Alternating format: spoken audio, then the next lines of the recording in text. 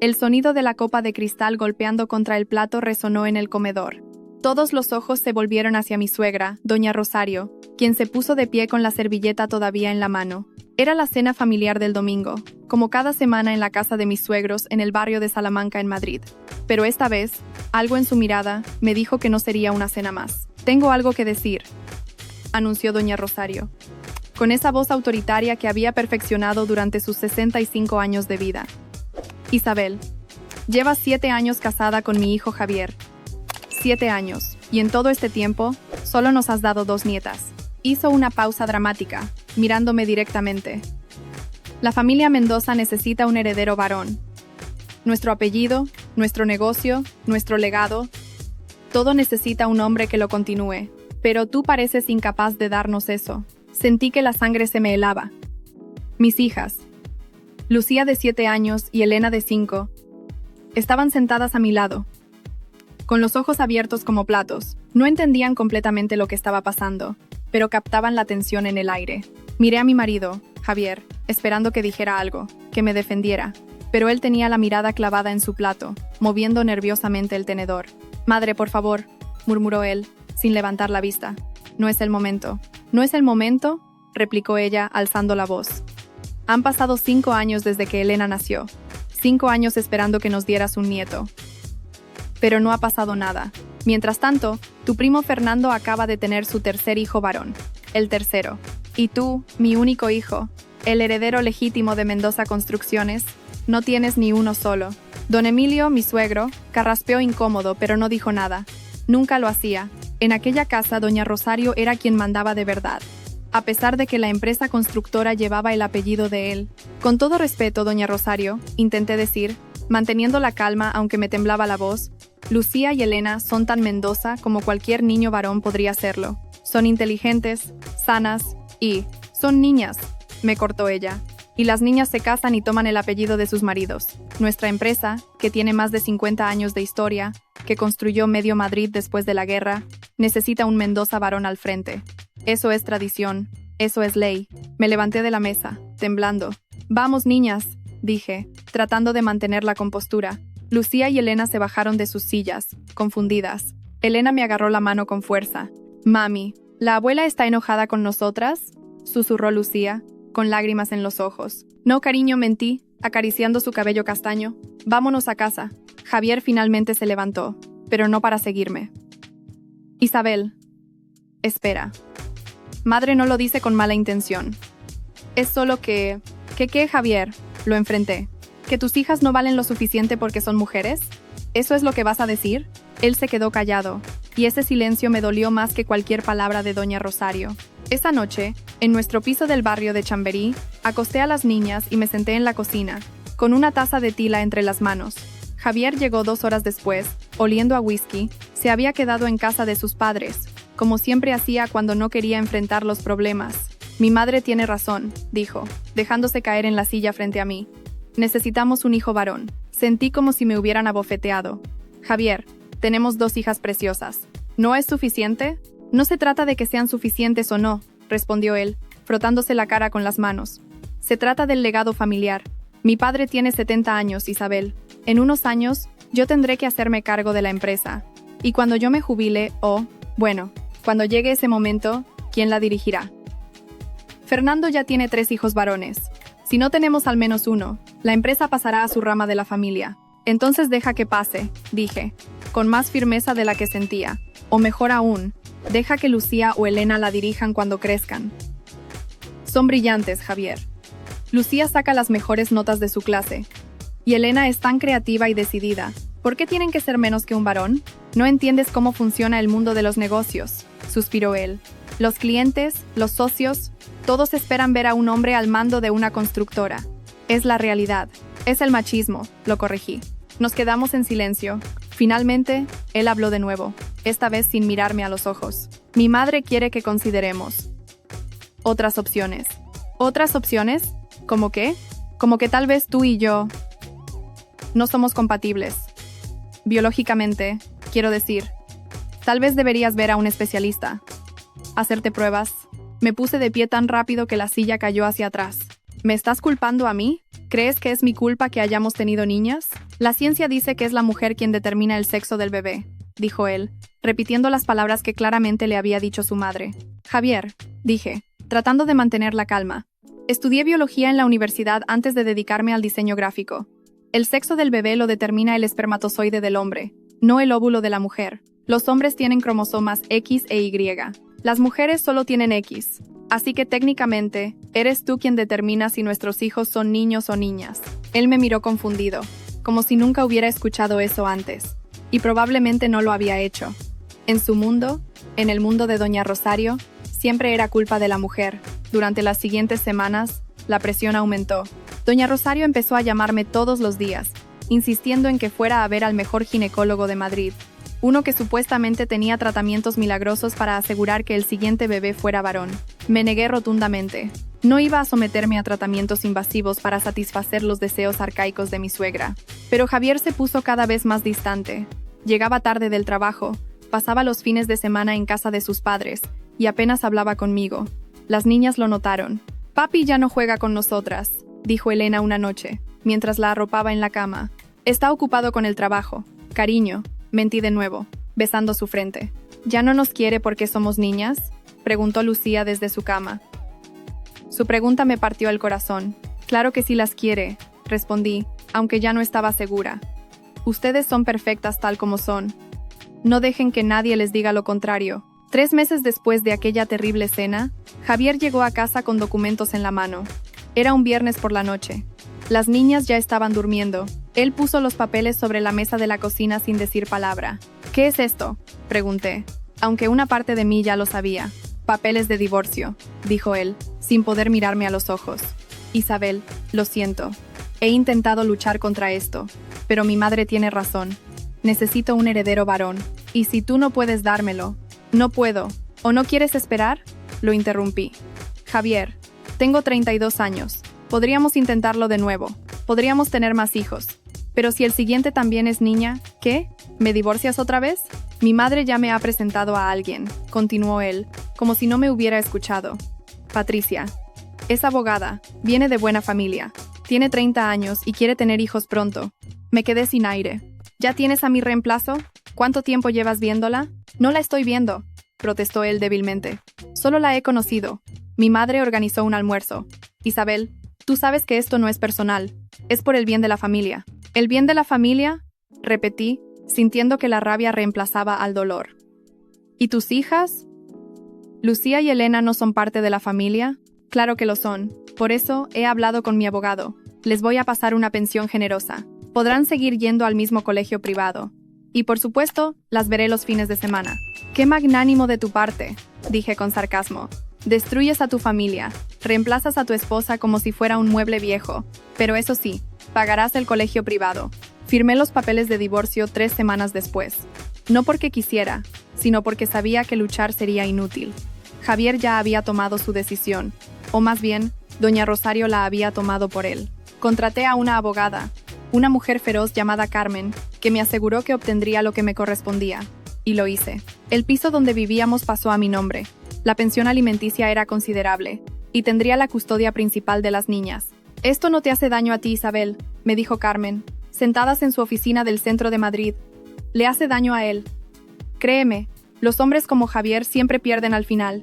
No estaba segura de creerle en ese momento, pero sus palabras se quedarían conmigo. 6 meses después del divorcio, Javier se casó con Patricia en una ceremonia ostentosa en el Hotel Ritz. Doña Rosario gastó una fortuna en la boda, asegurándose de invitar a toda la alta sociedad madrileña. No fui invitada, obviamente, pero las fotos aparecieron en las revistas de sociedad. Patricia era hermosa, con su traje de novia de diseñador y su sonrisa perfecta. Doña Rosario aparecía en todas las fotos, radiante, como si hubiera ganado la lotería. «Mami, ¿papi tiene una nueva esposa?», preguntó Lucía cuando vio la revista en el kiosco. Había intentado ocultárselo, pero era imposible. Sus compañeras del colegio ya se lo habían mencionado. «Sí, cariño», respondí, agachándome para estar a su altura. «Pero eso no cambia nada. Papá siempre será vuestro padre, y yo siempre seré vuestra madre». «¿Patricia será nuestra nueva mamá?», preguntó Elena, confundida. «No, mi amor. Yo soy vuestra única mamá. Patricia es la esposa de papá. Nada más».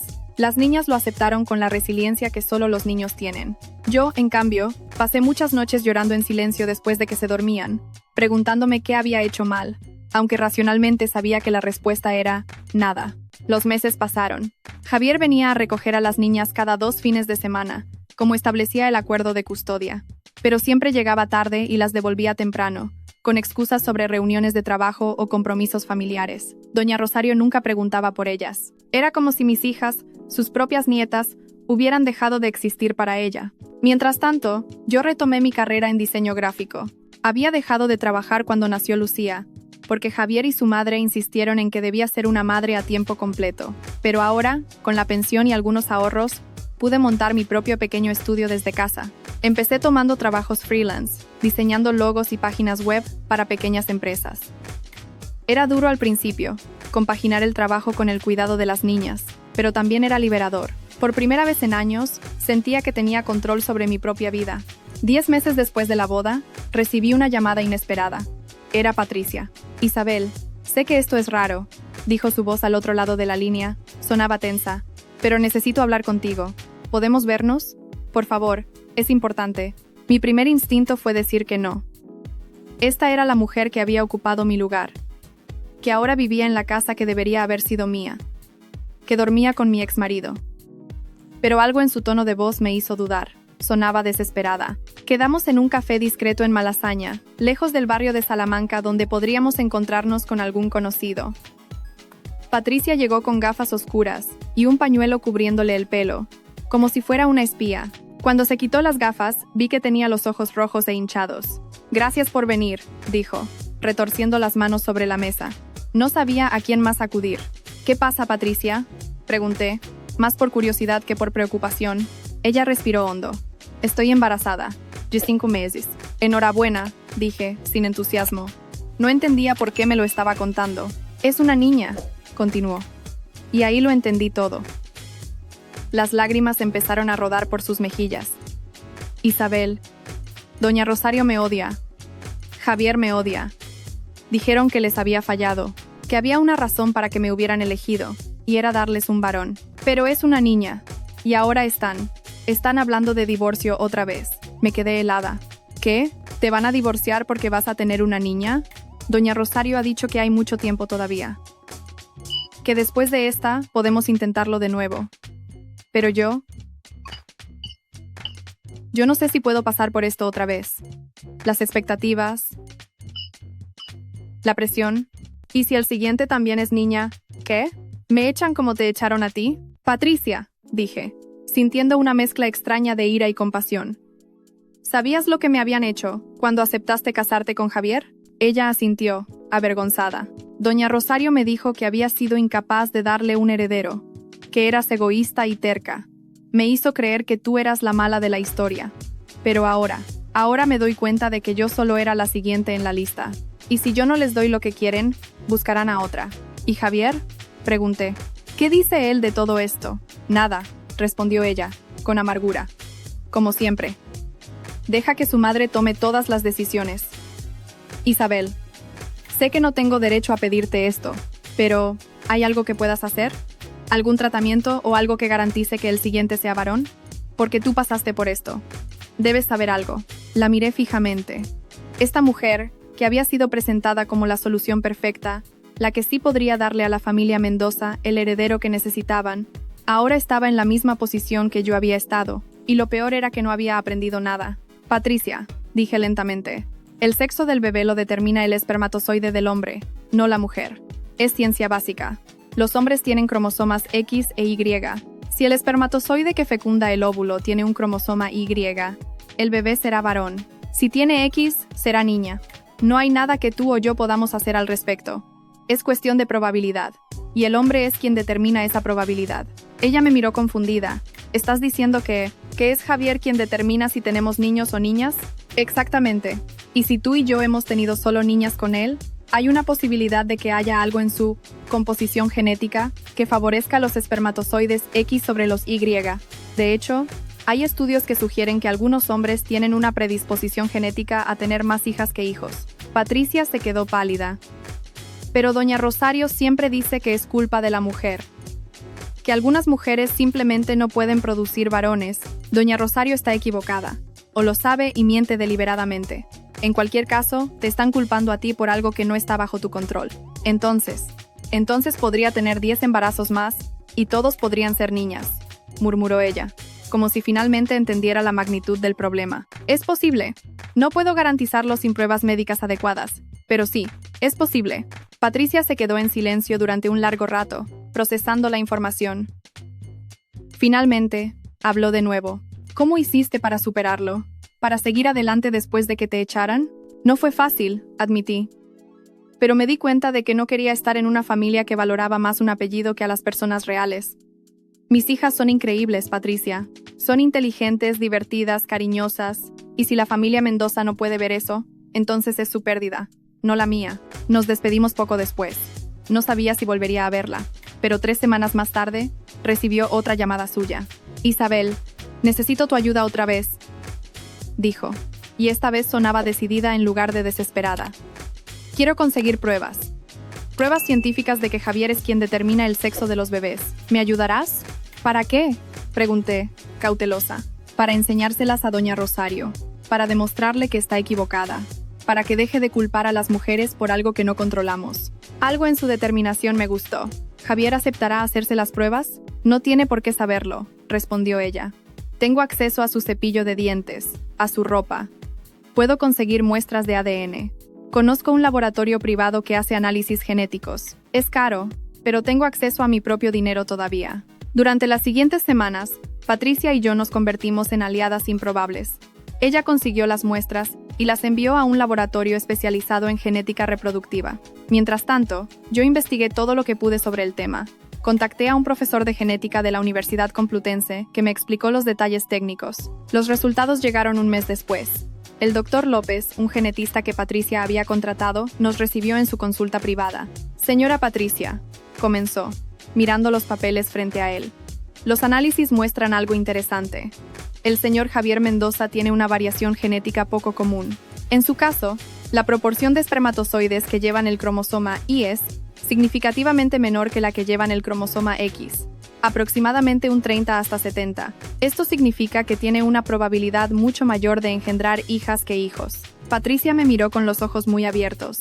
Eso significa, intervine, que si Javier tiene 10 hijos, estadísticamente, 7 u 8 serían niñas. No es que tú o yo seamos incapaces de producir varones, es que él tiene una predisposición genética a tener hijas. ¿Hay forma de cambiar eso?, preguntó Patricia al doctor. No, respondió él firmemente. Es una característica genética inmutable. Por supuesto, existe una pequeña posibilidad de tener un hijo varón, aproximadamente un 30% de probabilidad con cada embarazo, pero no hay tratamientos ni procedimientos que puedan alterar esta proporción de manera natural. Patricia solicitó copias certificadas del informe, pagó la consulta y salimos de la clínica en silencio. En el coche, finalmente habló. ¿Qué hago ahora con esto? Eso depende de ti, respondí. Puedes guardarlo, puedes enseñárselo a Javier, o puedes hacer lo que creo que deberías hacer. ¿Qué es? Enseñárselo a doña Rosario, en público. Delante de toda la familia, que sepa que durante años ha estado destruyendo matrimonios y culpando a mujeres inocentes por algo que era responsabilidad de su precioso hijo. Patricia sonrió por primera vez desde que la conocí. ¿Sabes qué? Me gusta esa idea. El domingo siguiente era el cumpleaños de don Emilio. Como cada año, doña Rosario organizaba una gran comida familiar en su casa. Patricia todavía vivía allí, obviamente, y estaría presente. Yo no había sido invitada en más de un año, desde el divorcio, pero Patricia me llamó esa semana. Ven, trae a Lucía y Elena. Diles que son sus nietas y que tienen derecho a estar ahí. Y cuando llegue el momento apropiado, lo revelaremos todo. El día del cumpleaños, me presenté en la mansión de los Mendoza con mis hijas, ambas vestidas con sus mejores trajes. El mayordomo intentó detenernos en la puerta, pero Patricia apareció y dijo que éramos sus invitadas. Doña Rosario casi se atraganta con su champán cuando nos vio entrar. ¿Qué hace ella aquí?, siseó, mirando a Patricia. Es el cumpleaños del abuelo, respondió Lucía con valentía. Somos sus nietas. Tenemos derecho a estar aquí. Don Emilio, para sorpresa de todos, asintió. La niña tiene razón. Son mis nietas. Dejen que se queden. Fue una comida tensa. Doña Rosario nos ignoró completamente. concentrando toda su atención en los otros invitados, primos, tíos, socios de negocios. Javier evitó mi mirada todo el tiempo, sentado entre su madre y Patricia, luciendo miserable. Después del postre, cuando todos estaban relajados con el vino y el café, Patricia se puso de pie y golpeó ligeramente su copa con un cuchillo. «Perdonen que interrumpa», dijo, con voz clara y fuerte, «pero hay algo importante que necesito compartir con todos ustedes, especialmente contigo, doña Rosario». Mi ex-suegra la miró con desconfianza. «Patricia, querida, no es el momento para». «Sí lo es», la interrumpió Patricia. Sacó un sobre de su bolso y lo puso sobre la mesa. «Como todos saben, estoy embarazada de 5 meses. Y como también saben, voy a tener una niña». Doña Rosario ha dejado muy claro su decepción al respecto, igual que hizo con Isabel cuando ella tuvo a Lucía y Elena. El silencio en el comedor era absoluto. Todos los ojos estaban fijos en Patricia. «Durante meses», continuó ella, «me he sentido como un fracaso, incapaz, defectuosa, porque no podía darle a esta familia el tan ansiado heredero varón. Pero resulta que la ciencia tiene algo que decir al respecto». Abrió el sobre y sacó los documentos. Estos son los resultados de un análisis genético realizado en un laboratorio certificado, y revelan que Javier tiene una predisposición genética a tener hijas. Su proporción de espermatozoides y es de solo un 30%, comparado con el 70% de espermatozoides X. Javier se puso pálido. «¿Qué? ¿De qué estás hablando?» «Estoy hablando», dijo Patricia, con voz cada vez más firme, «de que durante años, esta familia ha culpado a las mujeres por algo que es determinado por la genética del hombre. Isabel no fue incapaz de darte un hijo varón. Yo no soy incapaz. Eres tú quien tiene una baja probabilidad de engendrar varones. Es tu genética, Javier, no la nuestra». Doña Rosario se levantó bruscamente. «Esto es ridículo. Son mentiras. No son mentiras», intervine, poniéndome de pie también. «Es ciencia. Y si no lo cree, puede consultar con cualquier genetista. El sexo del bebé lo determina el cromosoma que aporta el espermatozoide del hombre, X para niña, Y para niño. Y al parecer, su hijo tiene muchos más espermatozoides X que Y». «Imposible», gritó doña Rosario. «Los Mendoza siempre han tenido hijos varones. El padre de Emilio tuvo 3 hijos. Emilio tuvo a Javier. Y Emilio también tuvo 2 abortos espontáneos entre Fernando y Javier», dijo don Emilio de repente, hablando por primera vez. Todos se volvieron hacia él. «Nunca lo dijimos, pero sí, tu madre tuvo 2 abortos. Nadie sabe si eran niños o niñas, porque sucedieron muy temprano, pero es cierto que solo tuvimos un hijo». Doña Rosario lo miró horrorizada, como si la hubiera traicionado. Patricia continuó. «Y si Javier tiene esta característica genética, es probable que la haya heredado de su padre, o que sea una mutación espontánea.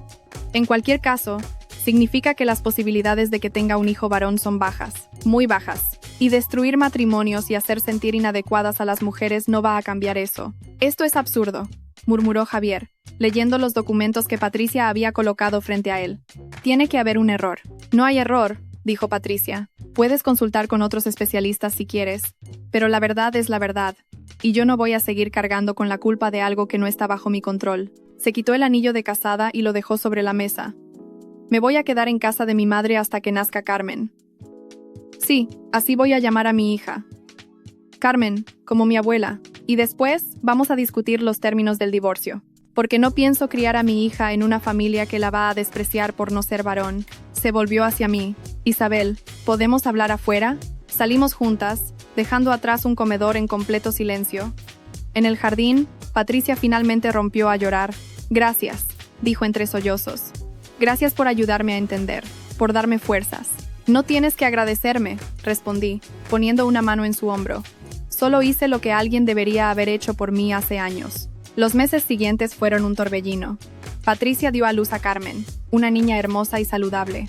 Y tal como había dicho, solicitó el divorcio. Esta vez, sin embargo, fue diferente. Armada con la evidencia científica y con un ejército de abogados, consiguió un acuerdo mucho más favorable que el mío. Javier, avergonzado por la revelación pública, no luchó demasiado. La noticia se extendió por la alta sociedad madrileña.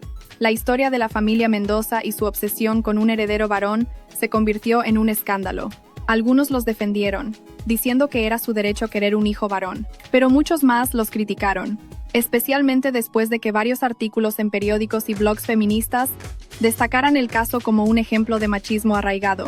Mendoza Construcciones perdió algunos contratos importantes cuando varios clientes decidieron no trabajar con una empresa con valores anticuados. Don Emilio, para sorpresa de todos, anunció que se retiraba y que Javier asumiría la dirección. Pero también hizo cambios en los estatutos de la empresa, estableciendo que cualquier nieto o nieta Mendoza podría eventualmente heredar acciones, independientemente de su sexo. Doña Rosario, humillada y derrotada, se retiró de la vida social. Dejó de organizar sus famosas comidas de domingo, dejó de aparecer en eventos benéficos. Se había convertido en un recordatorio viviente de cómo la ignorancia y el prejuicio pueden destruir lo que uno más ama. Un año después, Javier tocó a la puerta de mi piso. Era un sábado por la tarde. Las niñas estaban con mis padres en Segovia. Isabel, dijo, cuando abrí la puerta. Se veía mayor, más cansado. ¿Podemos hablar? Lo dejé pasar. Nos sentamos en la sala, con una distancia incómoda entre nosotros. He venido a disculparme, comenzó, mirando sus manos. Por todo. Por haberte culpado. Por haberte echado. Por no defenderte de mi madre. Por no valorar a nuestras hijas como merecían. Es un poco tarde para disculpas, ¿no crees? Respondí, sin emoción. Lo sé, y no espero que me perdones. Solo, necesitaba decírtelo. He estado en terapia, tratando de entender por qué permití que las cosas llegaran tan lejos, y me he dado cuenta de que siempre tuve miedo. Miedo de decepcionar a mi madre, de no estar a la altura del apellido Mendoza, de no ser suficiente. Y nos sacrificaste a mí y a tus hijas por ese miedo, dije. Sí, lo hice, y ahora he perdido todo. Patricia se fue. Carmen no me conoce. Lucía y Elena apenas me hablan cuando vienen a visitarme. Mi madre está amargada y resentida. Y yo dirijo una empresa que ya no significa lo que solía significar. No sabía qué decir. Parte de mí quería sentir pena por él, pero otra parte, la parte que había llorado sola tantas noches, que había visto sufrir a mis hijas, esa parte no podía perdonar tan fácilmente. Javier, dije finalmente, aprecio que hayas venido, pero no puedo darte el perdón que buscas. Al menos no todavía, quizás algún día. Pero lo que sí puedo decirte es esto. Tus hijas son increíbles. Lucía quiere ser ingeniera. Elena quiere ser artista. Son inteligentes, valientes, compasivas. Si empiezas a verlas de verdad, a valorarlas por quienes son y no por lo que no son, tal vez puedas empezar a reconstruir tu relación con ellas. Él asintió, con lágrimas en los ojos. Quiero intentarlo. Si me dejas. No depende de mí, respondí. Depende de ellas. Y va a tomar tiempo. Mucho tiempo. Se levantó para irse, pero en la puerta se volvió. Patricia y tú. ¿Son amigas ahora? Algo así, respondí. Ambas compartimos la experiencia de ser juzgadas por algo fuera de nuestro control. Eso crea un vínculo. Hoy, 3 años después de todo aquello, mi vida es completamente diferente. Mi estudio de diseño gráfico ha crecido. Tengo 5 empleados y trabajamos con clientes en toda España. Lucía está en secundaria, sacando las mejores notas y hablando de estudiar ingeniería aeroespacial. Elena está en clases de arte y acaba de ganar un premio en un concurso de pintura juvenil. Patricia y yo nos hemos vuelto amigas de verdad. Nuestras hijas juegan juntas. Carmen es una niña preciosa que llama a Lucía y Elena sus hermanas mayores. A veces cenamos juntas, las 5, y hablamos sobre nuestros días, nuestros sueños, nuestras vidas. Javier viene a visitar a las niñas cada 2 semanas. Está tratando, poco a poco, de ser mejor padre. No sé si algún día tendremos una relación cordial, pero al menos él ya no las hace sentir menos por ser niñas. Doña Rosario murió el año pasado. Un infarto fulminante. Javier me llamó para decírmelo, por si quería ir al funeral. Fui, no por ella, sino por don Emilio, que siempre fue amable conmigo a su manera. En el funeral, muchos hablaron de su legado, de su caridad, de su elegancia, pero nadie habló de las familias que destruyó con sus prejuicios. Esta mañana, mientras desayunaba con mis hijas, Elena me preguntó algo. «Mami, ¿tú crees que valemos menos que un niño?» «Por supuesto que no», respondí inmediatamente. «¿Por qué preguntas eso?» «Es que una niña en el colegio dijo que su padre quería tener un niño, pero nació ella, y que por eso su papá siempre está triste». Dejé mi café y me arrodillé frente a ella. «Elena, Lucía, mírenme. Ustedes valen exactamente lo mismo que cualquier niño en este mundo. El sexo con el que naciste no determina tu valor, ni tus capacidades, ni tu futuro. Cualquiera que les diga lo contrario está equivocado. ¿Entienden?» Ambas asintieron. Lucía, mi hija mayor, siempre tan sabia, agregó. «Ya lo sabemos, mami. La abuela Rosario estaba equivocada, y todos los que piensan como ella también». Sonreí, sintiendo una oleada de orgullo y amor. Estas niñas, mis niñas, iban a estar bien. Habían aprendido desde pequeñas que su valor no dependía de las expectativas de otros, sino de quienes eran por dentro. Y yo, contra todo pronóstico, también estaba bien, mejor que bien. Había encontrado mi voz, mi fuerza, mi valor. No necesitaba el apellido Mendoza ni su aprobación. Solo necesitaba saber que había criado a 2 niñas fuertes e independientes, que nunca dejarían que nadie las hiciera sentir inferiores. Esa noche, después de acostar a las niñas, me senté en mi balcón con una copa de vino y miré las luces de Madrid. Pensé en todo lo que había pasado, en todo lo que había perdido y ganado. Y por primera vez en años, me sentí completamente en paz, porque al final, no se trataba de probar nada a nadie. Se trataba de conocer mi propio valor y enseñarles a mis hijas a conocer el suyo. Y eso, ningún apellido, ninguna tradición familiar, ningún prejuicio arraigado podría quitárnoslo jamás.